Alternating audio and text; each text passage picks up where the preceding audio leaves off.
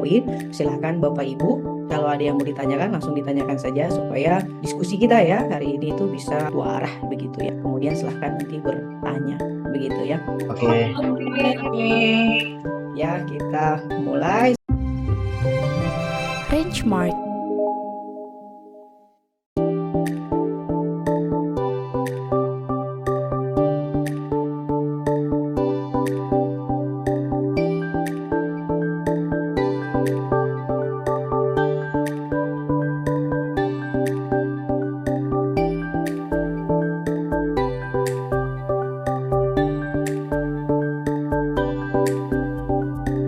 Kita sepakati dulu ya, selama saya memaparkan nanti dibantu dengan saya punya PowerPoint. Silahkan Bapak Ibu, kalau ada yang mau ditanyakan langsung ditanyakan saja supaya diskusi kita ya hari ini itu bisa dua arah begitu ya. Jadi langsung saja diangkat tangannya, raise hand, kemudian silahkan nanti bertanya begitu ya.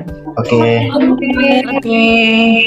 Ya, kita mulai. Kenapa para pelaku usaha ya itu belum terlalu aware ya dengan perlindungan kekayaan intelektualnya, khususnya di bidang merek begitu ya. Karena banyak sekali pelaku usaha ini fokusnya adalah berbisnis dulu.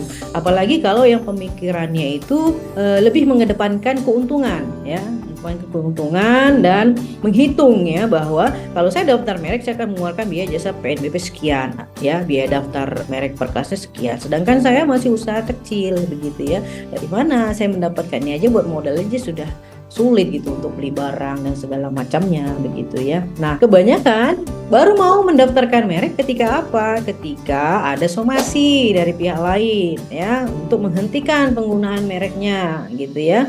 Atau ada yang dipanggil ya, ada surat panggilan pemeriksaan ya karena ada laporan pidana pelanggaran merek oleh pihak lain begitu. Nah, itu baru tuh kalang kabut tuh, baru cari-cari bagaimana cara daftar merek begitu ya. Tahu lagi asik-asik berusaha, toko sebelah punya merek yang sama ya, sama persis dengan kita punya. Nah, itu baru tuh menuntut kamu jangan pakai. Nah, tapi secara hukumnya ya di Indonesia yang bisa menuntut adalah pemilik merek atau penerima lisensi merek terdaftar. Nah, dibuktikan dengan apa? Buktinya adalah sertifikat merek. Nah, itu pun yang bisa dituntut apanya?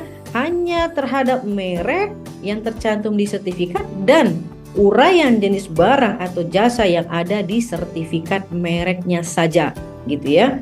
Misalnya, mereknya sama ini tapi barangnya nggak sejenis atau jasanya nggak sejenis, apakah bisa dituntut? Tidak bisa ya. Kenapa tidak bisa? Ya karena barang atau jasanya tidak sejenis kecuali merek kita adalah merek terkenal. Nah, kalau merek terkenal itu bisa pasal 21 ayat 1 huruf C ya, huruf B huruf C itu terhadap barang sejenis, jasa sejenis atau barang dan atau jasa tidak sejenis dengan merek terkenal begitu. Nah, idealnya ya konsepnya adalah perlindungan kekayaan intelektual adalah lakukan protection terlebih dahulu, yaitu mengajukan perlindungan pendaftaran mereknya. Setelah itu mendapatkan sertifikat baru melakukan komersialisasi ya. Komersialisasi itu ya apakah kita memperdagangkannya sendiri atau kita mengizinkan pihak lain memperdagangkannya dalam bentuk lisensi begitu. Nah, dalam perjalanan kita komersialisasi jika ada pihak lain ya yang menggunakan tanpa hak atau tanpa izin kita untuk merek kita dan barang atau jasa sejenis dengan kita, silahkan ajukan tuntutan ya, baik itu pidana ataupun perdata. Nah, merek ini adalah delik aduan ya. Sepanjang si pemiliknya atau si penerima lisensi merek tidak mengajukan laporan pengaduan ke polisian ya, maka tidak akan diproses begitu. Demikian juga mengajukan gugatan perdata ya juga gitu. Nah, kenapa idealnya begitu? Ya itu begitu karena prinsip pendaftaran merek itu konstitutif. Negara baru akan memberikan hak eksklusif kepada si pemilik merek ya jika mereknya dimohonkan dan disetujui untuk didaftar dibuktikan dengan terbit sertifikat merek. Apa sih itu hak eksklusif? Ya, hak eksklusif itu adalah hak untuk menggunakan sendiri mereknya atau melarang pihak lain menggunakan mereknya atau mengizinkan pihak lain menggunakan mereknya sebagaimana yang tercantum di dalam sertifikat dan uraian jenis barang atau jasa yang ada di sertifikat. Nah, kita ini mengajukan permohonan merek, perlindungan merek adalah untuk memintakan hak gitu ya, bukan izin. Nah, ini yang juga banyak keliru di masyarakat ya. Saya mau ngurus izin merek, enggak. Merek itu bukan izin. Merek itu adalah hak eksklusif. Sama seperti sertifikat rumah, itu kan kita ngurus hak milik. ya. Sama dengan merek. Merek itu adalah sertifikat hak kepemilikan, hak eksklusif namanya. Nah, dia masuknya kemana? Masuknya ke aset intangible, ya. Aset yang tidak berwujud tapi memiliki nilai ekonomis yang bisa diperdagangkan, bisa diperjualbelikan, dialihkan, dilisensikan, begitu ya. Nah, jadi merek adalah kepemilikan hak eksklusif dan dia harus dimintakan hak itu kepada negara. Nah, prinsip pendaftaran merek di Indonesia first to file ya. Siapa yang mengajukan lebih dulu itu yang akan diproses, jika disetujui maka diberikan sertifikat merek. Ada yang sudah aware tapi bingung caranya gimana gitu ya, coba sendiri. Nah, ternyata salah kelas. Salah kelas diusul tolak pula gitu kan. Ada salah kelas diusul tolak gitu ya. Ada juga yang coba-coba salah pilih. Harusnya pilihnya umum, terpilihnya UMKM, ya kan? Nah, UMKM kan harus ada surat ya, surat keterangan rekomendasi. Jadi nggak bisa daftar hari itu padahal udah bayar gitu kan. Nah, kalau nggak didaftarkan hari itu juga bisa saja hangus ya.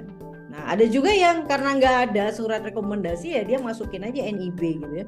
Nah, pas di pemeriksaan formalitas pasti kurang lengkap, harus dilengkapi begitu. Nah, itu adalah hal-hal yang tidak diketahui ya terhadap proses pendaftaran merek. Nah, tentu bagaimana caranya harus dicari tahu. Nah, salah satunya dengan mengikuti webinar atau juga bisa memasuki laman DGIP ya. Di situ semuanya ada cara-caranya begitu. Nah, ada juga yang sudah paham ya, tapi dia menunda dengan alasan mahal. Mahal ini relatif ya. Karena yang kita mintakan ini ada hak eksklusif selama 10 tahun dengan nilai PNBP 1,8 juta untuk satu merek satu kelas ya, atau dengan nilai 500.000 untuk satu merek satu kelas ya untuk yang UMKM. Saya rasa itu murah ya. Kan kita pengalinya kan 1,8 juta bagi 10 tahun, 500.000 bagi 10 tahun ya kan, atau bagi per hari lagi kan, dibandingkan dengan potensi kerugian yang akan kita dapatkan. Misal kita disomasi orang, kita dilaporin pidana sama orang ya, diperiksa sama polisi, kita disuruh menghentikan atau kita digugat ganti kerugian, itu akan jauh lebih besar keluar biaya dibandingkan kita daftar lebih dini mereknya ya, hanya 1,8 ataupun 500.000 kalau daftar sendiri begitu ya. Jadi mahal itu relatif. Sekarang kalau misalnya tidak kita punya merek, kita dagang saja, maka kita akan dikucilkan dan tidak akan bisa naik ya, scale up ke baik dalam negeri ataupun pasar luar negeri begitu, karena semua kompetitor itu sudah mendaftarkan mereknya, mereka sudah aware. Apalagi kalau dari yang perusahaan-perusahaan yang besar ya, itu mereka sudah paham terkait perlindungan kekayaan intelektual itu harus sejak dini begitu. Jadi itu sebenarnya mahal dan murah itu relatif, tapi kalau menurut saya dengan hitungan perlindungan yang kita dapatkan 10 tahun ya, dengan biaya kita bayar itu jauh lebih murah dibandingkan nanti resiko yang kita dapatkan harus mengganti kerugian. Pasti nilainya nggak mungkin 1,8 juta orang minta ganti rugi kan, atau nggak mungkin nilainya 500.000 orang minta ganti rugi, pasti miliaran ya, jutaan, ratus, bahkan triliunan begitu.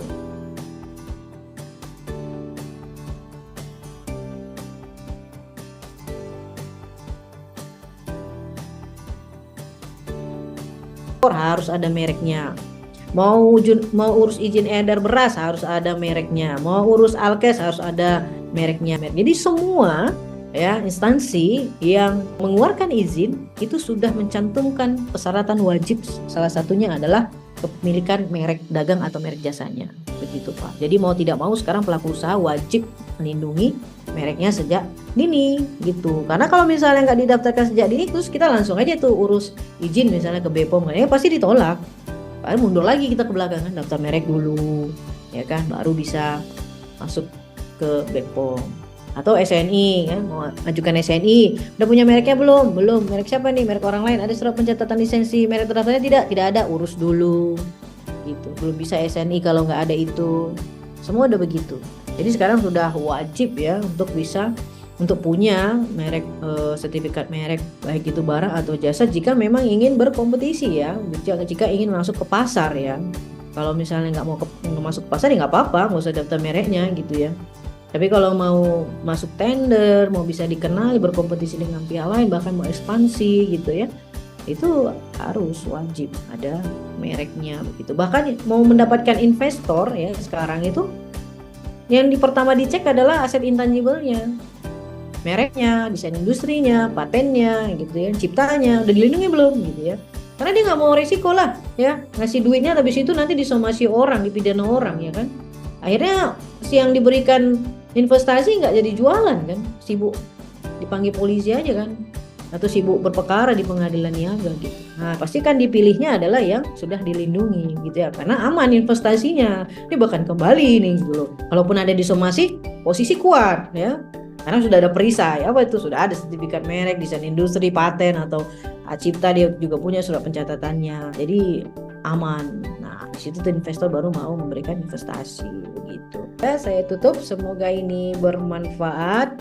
Apabila kata yang tidak berkenan, saya mohon maaf ya. Semoga apa yang kami sampaikan yang bisa tercerahkan dan bisa mensegerakan Bapak Ibu untuk segera melindungi merek dagang atau merek jasanya.